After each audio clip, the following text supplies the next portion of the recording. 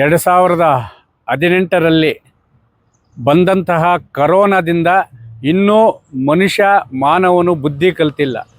ರಸ್ತೆ ಅಭಿವೃದ್ಧಿ ಹೆಸರಿನಲ್ಲಿ ಕೋಲಾರ ನಗರದಿಂದ ಇವತ್ತೇನು ಎಚ್ ಕ್ರಾಸ್ವರೆಗೆ 1500 ಮರಗಳನ್ನು ಮರಣ ಹೋಮ ಮಾಡಲು ಹೊರಟಿರುವಂತಹ ಅಧಿಕಾರಿಗಳಿಗೆ ಪರಿಸರದ ಮೇಲೆ ಕಾಳಜಿ ಇದೆಯೇ?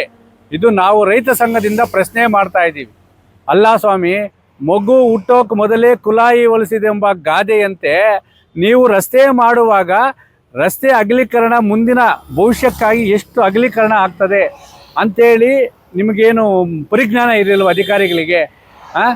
ಇವತ್ತು ಇಷ್ಟು ದೊಡ್ಡ ಮರ ಮಾಡಬೇಕಾದ್ರೆ ಎಷ್ಟು ವರ್ಷ ಬೇಕು? ನಾವು ಆಕ್ರೋಶ ವ್ಯಕ್ತಪಡಿಸ್ತಾ ಇದ್ದೀವಿ. ಯಾಕಂದರೆ ನಮ್ಮ ನೋವು, ಕರೋನಾ ಬಂದಾಗ ಆಕ್ಸಿಜನ್ ಸಿಗಿಲ್ಲ, ಪರಿಸರ ಇರಲಿಲ್ಲ. ಪರಿಸರ ಮರಗಳನ್ನ ಬೆಳೆಸಿದ್ದಿದ್ರೆ ಅವತ್ತು ಆಕ್ಸಿಜನ್ ಸಿಗ್ತಾ ಇರಲಿಲ್ವಾ? ಸಾವಿರಾರು ಜನ ಆಕ್ಸಿಜನ್ ಇಲ್ಲದ್ರೆ ಸತ್ತೋದ್ರಲ್ಲ, ಅವ್ರ ಕುಟುಂಬಗಳ ಪಾಪ ಇವತ್ತು ಅಭಿವೃದ್ಧಿ ಹೆಸರಿನಲ್ಲಿ ಮರ ಕಡಿಯುವಂಥ ಅಧಿಕಾರಿಗಳಿಗೆ ತಟ್ಟೋದಿಲ್ವಾ? 1500 ಮರ, ಒಂದಲ್ಲ ಎರಡಲ್ಲ. ಇದು ಬೇಸಿಗೆ ಪ್ರಾರಂಭ ಆದರೆ ಆ ಹೂಗಳು ಯಾವ ರೀತಿ ಕಂಗೊಳಿಸ್ತಾ ಇದ್ದಾವೆ ಅಂತ ಹೇಳಿದ್ರೆ ಖಂಡಿತವಾಗ್ಲೂ ಅದು ಎರಡು ಕಣ್ಣು ನೋಡೋಕ್ಕಾಗಲ್ಲ.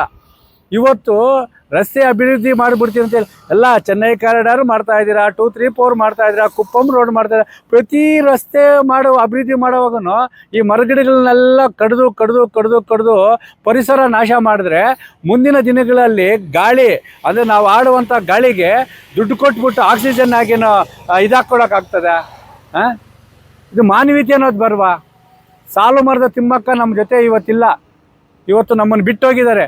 ತನಗೆ ಮಕ್ಕಳಿಲ್ಲ ಅಂತೇಳಿ ಆ ಮರಗಳನ್ನೇ ಮಕ್ಕಳು ಅಂತೇಳಿ ಬೆಳೆಸಿರುವ ಮರಗಳಿಗೆ ಯಾವಾಗ ಕೊಡಿಲಿ ಪೆಟ್ಟಾಗ್ತಿರೋ ಅದನ್ನೂ ಗೊತ್ತಾಗ್ತಾ ಇಲ್ಲ ನಮಗೆ. ಅದು ರಸ್ತೆ ಅಗಲೀಕರಣ ಮಾಡ್ತೀವಿ, ಬಿದ್ದೋಗ್ತೇವೆ.